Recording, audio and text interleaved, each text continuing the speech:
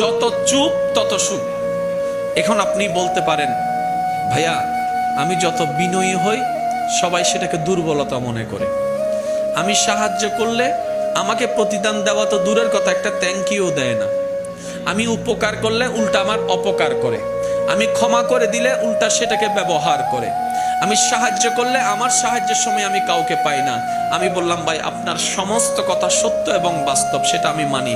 এবার আপনার মনের কাছে একটা প্রশ্ন, আপনি কি বান্দা থেকে চান নাকি রব থেকে চান? আপনি কি সাময়িক চান নাকি চিরস্থায়ী চান? আপনি কি অল্প চান না বেশি চান? এবার সে ভাই বলে, আমি চিরস্থায়ী বেশি চাই। আমার কথা হচ্ছে, ভাইয়া তাহলে বান্দার থেকে চাইেন না, আপনি বান্দার জন্য করে যান রবকে খুশি করার জন্য। ওই বান্দার রবের থেকে না হয় আপনি নিয়েন। বলেন সুবহান।